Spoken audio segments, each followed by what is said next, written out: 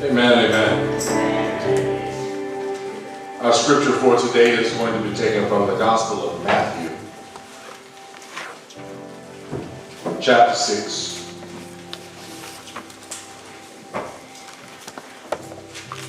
verses 5 through 8.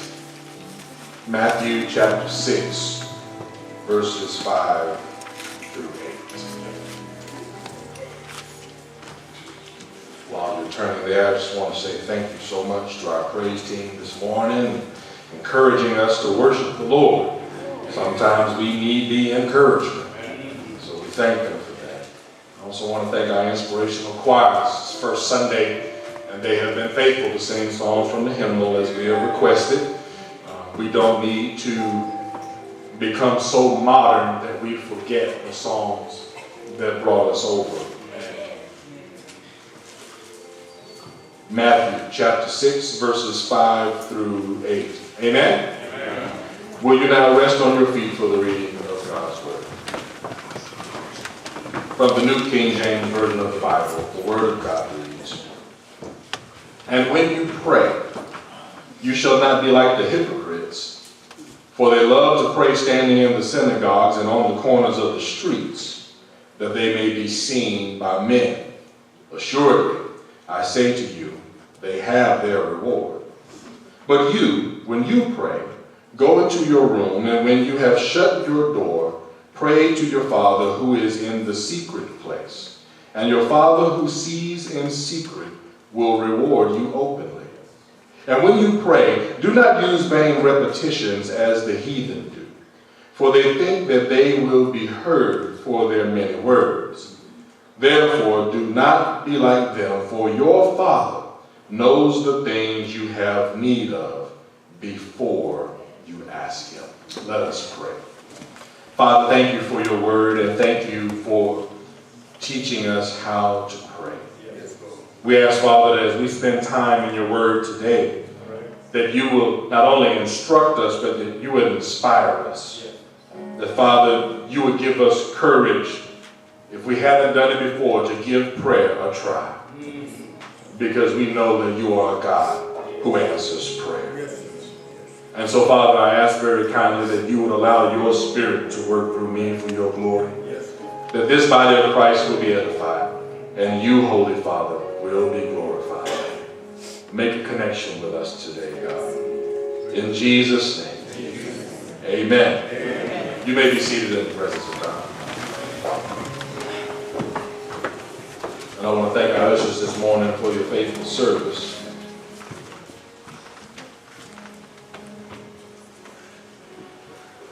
I want to say we are in a season right now that is a season of fasting and prayer called Lent. And Lent is a period of 46 days leading up to Easter. And during this time, we consecrate ourselves and we draw closer to God. We fast 6 days, but we do not fast on Sundays. For those of you who have already been fasting this week, you don't fast on Sunday. So if you gave up cookies, then you can have your cookie today, all right? But the point is that we spend our time seeking after God. And there are readings that we have passed out to you that you can read through the Bible. If you have a Bible app, you can always find a Lent reading plan in there. But today we're reading 1 Samuel chapter 1, verses 1 through 28 together. And this time, this season is important because it is a season of spiritual health and growth for our congregation. I believe God wants us to grow in our prayer life. And we've started weekly prayer calls, as it was mentioned earlier, to help us develop a prayer culture. Now it's time to go deeper. And in this series, we're going to examine Jesus' teachings on prayer. And we're also going to look at examples of how Jesus himself prayed to help us develop normal prayer habits. We need to know how to pray effective and fervent prayers that avail much. So this series is entitled, Teach Us to Pray. And today we're going to begin with the connected prayer. The connected prayer. In our passage today, Jesus is delivering the Sermon on the Mount. You know, we've talked about the Sermon on the Mount before. It begins in Matthew chapter 5. And in this Sermon on the Mount, Jesus challenges the status quo. He's rewriting the rules on spiritual norms and spiritual behaviors. And he's teaching spiritual concepts of faith and devotion to God. And here, Jesus begins a portion of the sermon where he addresses prayer. More specifically, in our passage today, he looks at the common motives for prayer in his day. And through looking at these scriptures, we'll learn how to connect with God through prayer. Let's go to verse 5.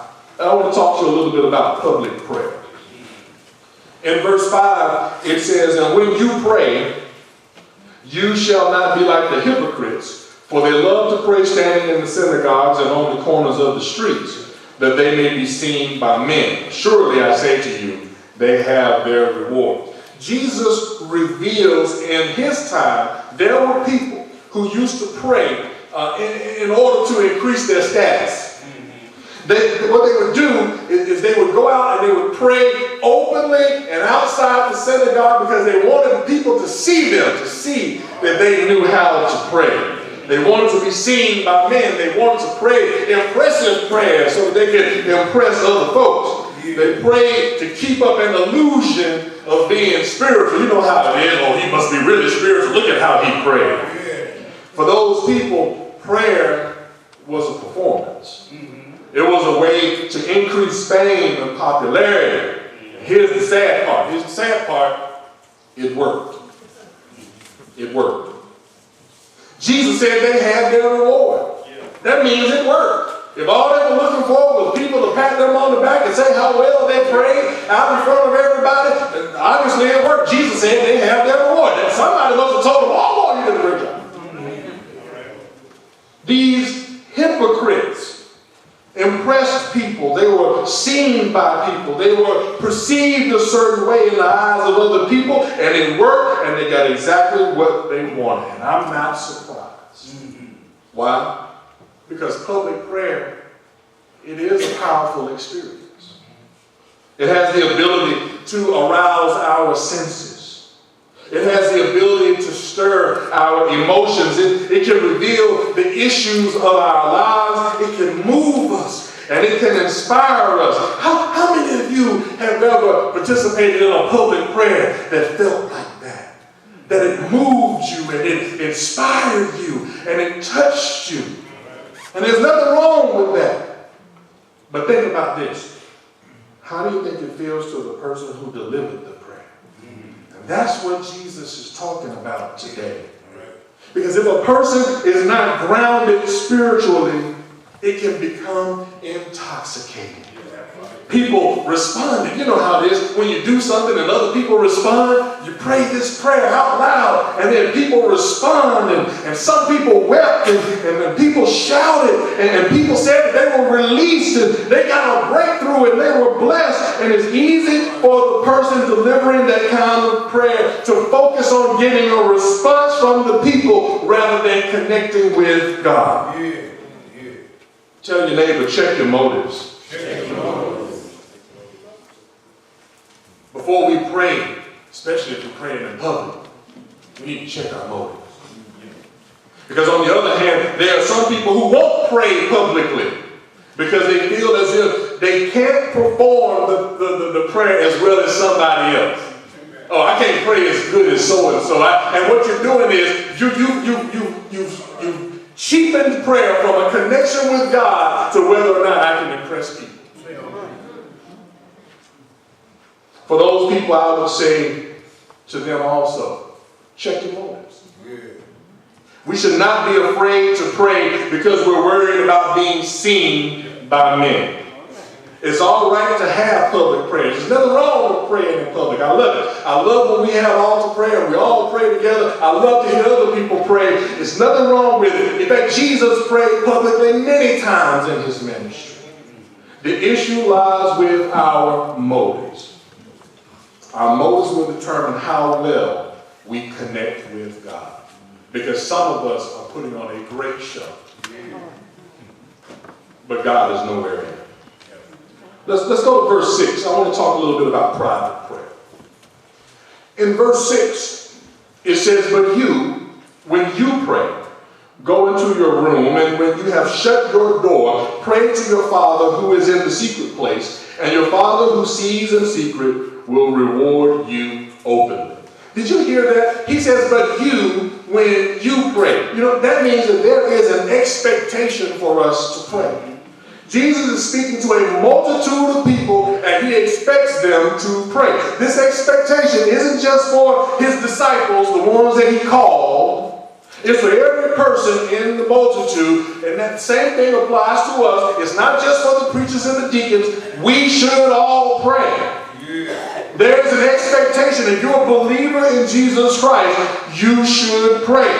Tell your neighbor, we should pray. No, say it like you mean it. We should pray. Yes, we should pray. Rather than making prayer something that is not a part of our everyday life, it should be normal for us.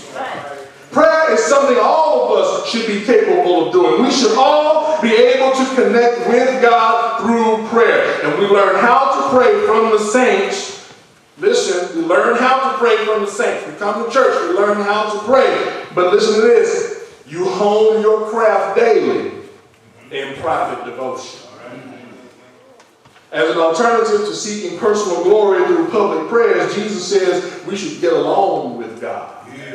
In the King James Version, he says, instead of saying enter into your room, he says go into your closet. Yeah? Let me talk a little bit about this closet. There was a movie recently called War Room. And in this movie, for what I understand, I haven't seen it yet. Help me, Lord. But what I have understood is that there's someone who is talking about going into a room to pray and to read scripture, to wage war for your family. Let's be clear here. When Jesus is talking about going into your closet or going into your room, he's not literally talking just about a physical room in your house. What he's saying is, just like there's some places in your house where company can't go, where prying eyes can't see, there should be a place that you go spiritually to connect with God. Think about it. If you come to somebody's house, I'll talk about my house. You come to my house, I will welcome you in. You can come to the living room, and you can sit on my sofa, you can watch my TV, and you can probably even go to my kitchen. I might even be nice and let you get something out of my refrigerator. But you are not going into my bedroom. It's not happening. And that's how we do. We do that. We don't let everybody into every space in our home. There are just some places that you can be alone. It's solitude. It's sanctuary. And what Jesus is saying is, instead of trying to worry about what other people are saying in public, you need to be able to get with God in private. You need to be able to get to a place where it's just you and God alone. In fact, Jesus says, shut the door. Don't just go into that place, but shut the door. Now listen, if you feel like you need to create a war room and you need to clear out a closet or something, go ahead, do it. Whatever it takes, you find your place to pray. And you shut the door, meaning you shut out the noise. Some of us can't pray because we're just surrounded with too much noise. You shut out the distractions. Turn the TV off. Turn the ringer off on the cell phone. Do whatever you can. Just shut out the distractions. Try to get those random thoughts out of your head. Have you ever prayed, and while you're praying, it's like, Lord, I really need you to come see about me. Ooh, what's coming on TV tonight? That's what goes through your head while you're praying. Lord, I just know that you're going to make a way, but ooh, I'm so hungry. I wonder what's on sale. And you have all these random thoughts going through your mind. You need to get alone and focus with God and begin to shut out everything else. Focus. Do whatever it takes. You know what it takes for me? Journaling. My mind goes a mile a minute. It is constantly doing something. It's constantly computing something. It's constantly thinking about things. And what will happen is when I get ready to pray, sometimes my mind will wander, and I have found it easier to either A, write it out, or B, type it out. Because that's what helps me to focus. I don't know what it takes for you, but you need to find your way to make private prayer work. Because God isn't confined, listen to this, God isn't confined to the church building. He can hear us even in our prayer closet, just as he can hear us at church. Jesus says, pray to your Father who is in the secret place. He's there with you. And your Father who sees in secret will reward you openly. God can hear private, personal, secret prayers. And he rewards us openly. And he answers those prayers. I don't know about you, but I'd rather have answered prayers instead of a spiritual reputation. I'd rather have God's hand moving in my life than to have people patting me on my back. I'd rather have God's provision instead of man's approval. I'd rather have answers instead of accolades. We need private prayer, a private prayer life that gets God's attention. We need a private prayer life that produces results. And we need a private prayer life that touches the heart of God and that makes things happen. We need to go into our closets. We need to go into our rooms. We need to go into a private place in our hearts and in our minds where we can focus and connect with God and God alone. We need a prepared spiritual space where we can talk with God. That's when your prayer life begins to change. Let's look at verses 7 and 8. We're almost done for today. Verses 7 and 8. Talk a little bit about personal prayer. He says, and when you pray, do not use vain repetitions as the heathen do, for they think that they will be heard for their many words. Therefore, do not be like them, for your Father knows the things you have need of before you ask him. Now, we know from history that there were other religions that were spread throughout the Roman Empire. And some of those religions had some extreme requirements to communicate with a higher power. You know, some of them had some elaborate rituals that you had to go through. And some of them had it so that you had to get, half intoxicated and get into a trance to try to get higher, to move to a higher plane. And others required you to just chant the same thing over and over again until you felt something.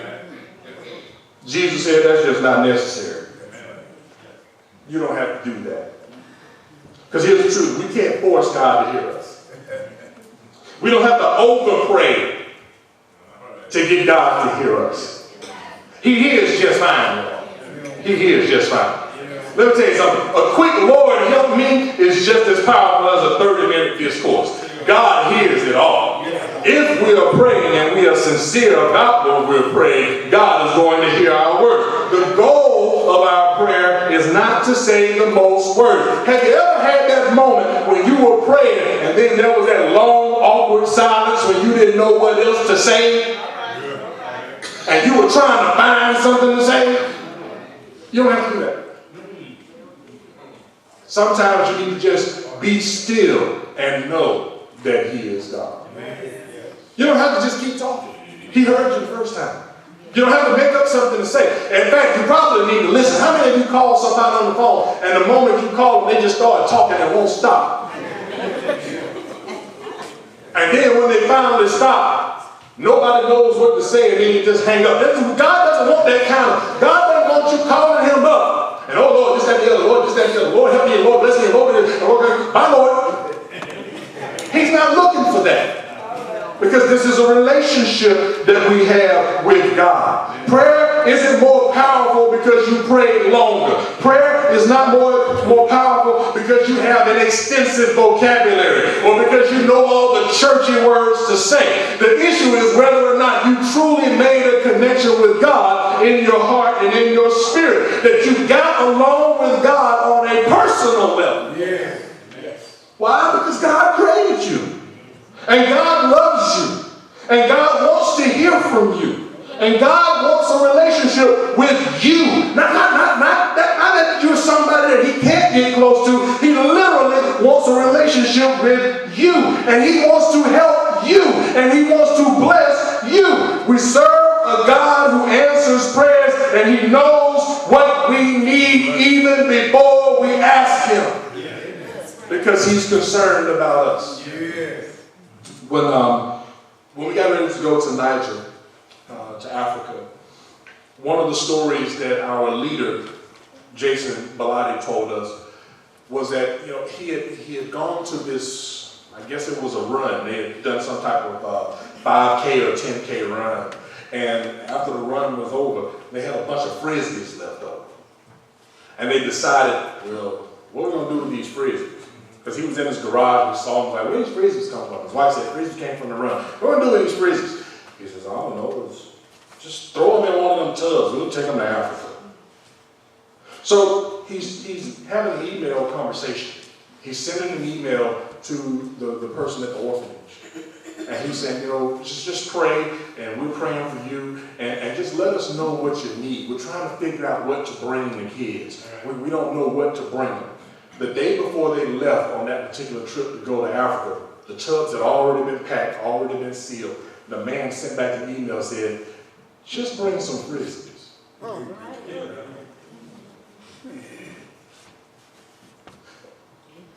God already knew. Before the man even made the request, God already knew. Before Jason was able to even put them in the containers, God already knew. Because we serve a God who according to Isaiah, over in Isaiah 65 and 24, it says, it shall come to pass that before they call, I will answer. And while they are still speaking, I will hear. Do you realize you serve a God who says before you call him, he already has the answer? While you're seeking him, he's already dispatching the answer. But he has enough care and enough concern to sit still long enough to hear what you have to say. Why? Because he loves you.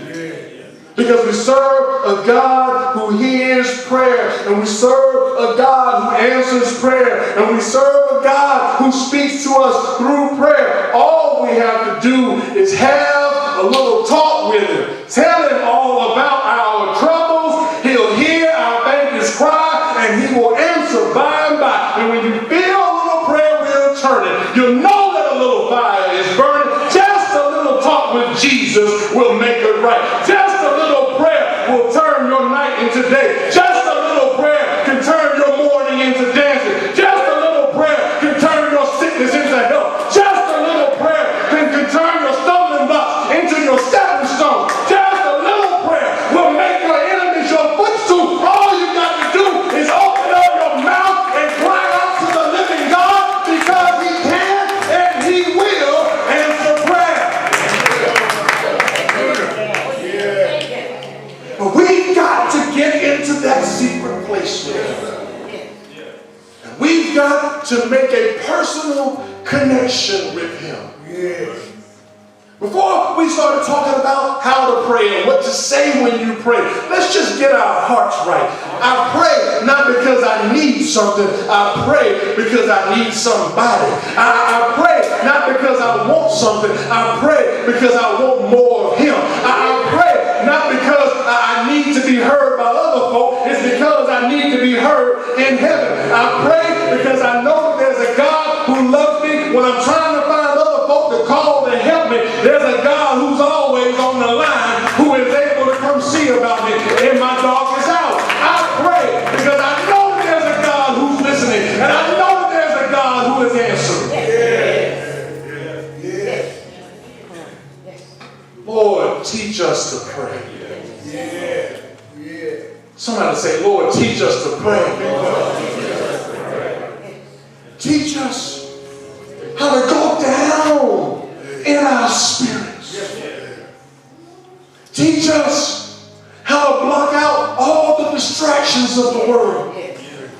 Teach us how to be comfortable in prayer. That it becomes a place where we live, and not just a place that we visit. Where we don't have to worry about how much we say. We just have to worry about whether or not he heard. And then we don't have to worry about whether or not he heard. Because his ears are not so dull that he cannot hear. His arms are not so short that he can't pick us up. His eyes are not so dim that he cannot see. We serve a God who can and will answer prayer. God bless you.